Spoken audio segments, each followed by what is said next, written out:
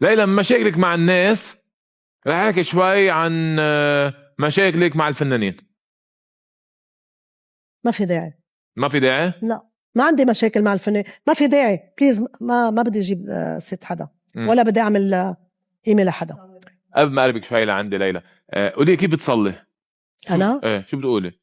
بتصلي يعني؟ اكيد بصلي طبعا. انا بصوم شهر رمضان وبصلي. انا انسانه مؤمنه. انا بالعكس، انا قدي. شو بدي اقول لك شغله يا رودولف قبل ما اقدم. انا وطفله هيدا الجسم تحمل كتير. فبدي بدي ما يتحمل وأوقع عند انتقادات اللي بتصير معي. أنا ما بوقع، ولو أشطت بالنهر برجع بعرف كيف بوقع. أي موضوع بدك تحكي فيه حجاوبك بصدق، لأن أنا إنسانة صادقة. بيرفكت. ليلى، رح بلش بمطرح ما أنت بلشتي.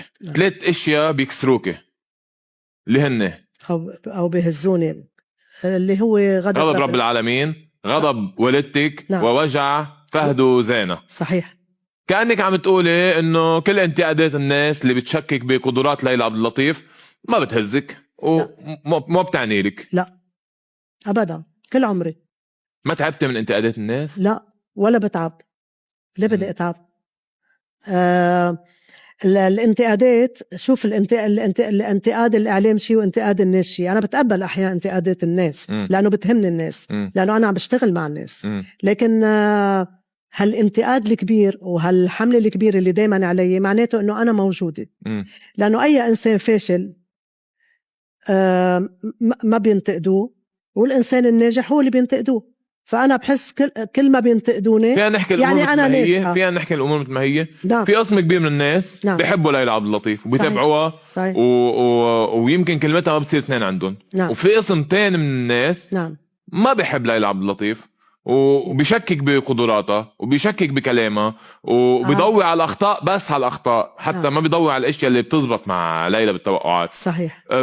شو بنقول لهم لهول الناس؟ عادي، بحترم كل رأي الناس، بس أصلا رودولف بدي أقول لك شغلي. من وقت اللي خلقت هالدنيا لهلا ما حدا كامل إلا رب العالمين. ما حدا كامل إلا ربنا. هيدي الجملة صرت سمعها مني. بس بدي أقول لك شغلي، ما فيك ترضي كل الناس أصلا. أنت راضي كل الناس؟ لا. هلا عم تعمل بروجرامك والحمد لله مكسر الأرض وناجح. الحمد لله. فكرك فيك ترضي كل الناس؟ ما بيجيك انتقادات؟ طبعا.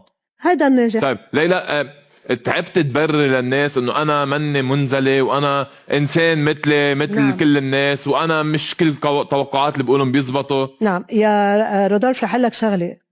سيدنا موسى عليه السلام الوحيد اللي حكي مع رب العالمين وقال له كيف بدي كف ألسنة الناس عني.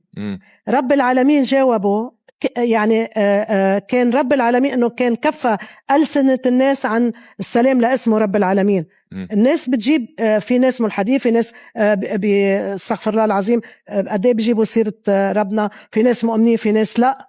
والانبياء ما سلموا من ألسنة العالم والشتم اللي هن الانبياء المنزلين. فمين انا قدام ولا الأنبياء؟ مرة فكرت انه بدي اعتزل، تعبت، رفت، اتضايقت؟ بالعكس ما فكرت فيها. كرمالي يعني هن بينتقدوا من هون، وسبحان الله كرماله انه النجاح هو عطول حليفة، هو عطول بيعطيني الثقة بنفسي، هو عطول بيعطيني انه انا موجودة.